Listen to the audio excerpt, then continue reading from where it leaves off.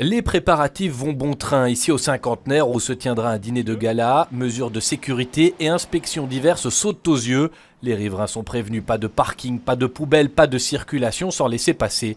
La police installe des périmètres de sécurité. Le Cinquantenaire, c'est le 11 juillet. Le périmètre de l'OTAN, c'est le 11 et le 12 juillet.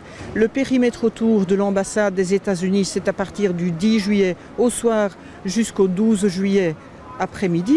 Jusqu'à cette date, 55 délégations et 29 chefs d'État vont circuler dans Bruxelles, qui sera un peu plus encore une capitale internationale. Le centre de crise est chargé de la coordination et se prépare à tout. Et éventuellement des manifestations, il y en a déjà qui sont annoncées, c'est normal, et on veille à cette liberté d'expression en Belgique.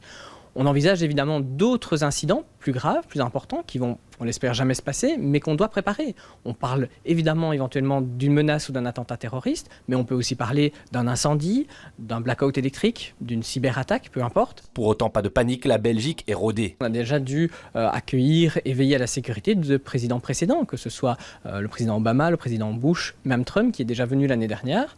C'est plutôt, je trouve, un honneur. On doit reconnaître l'expertise des autorités belges en la matière. Dans cette entreprise qui fait travailler 1100 personnes à 2 pas du site de l'OTAN à Evere, on a l'habitude de s'adapter. Le maître mot, télétravail. Notre société a une politique de télétravail, donc 2 jours par semaine, les collaborateurs peuvent travailler chez eux. Ce sera étendu à l'ensemble de la semaine, de manière à ce que tout puisse se passer bien pendant cette semaine qu'on attend un petit peu chahutée. La circulation dans Bruxelles s'annonce compliquée. Le conseil, utiliser la STIB ou pourquoi pas y aller à pied.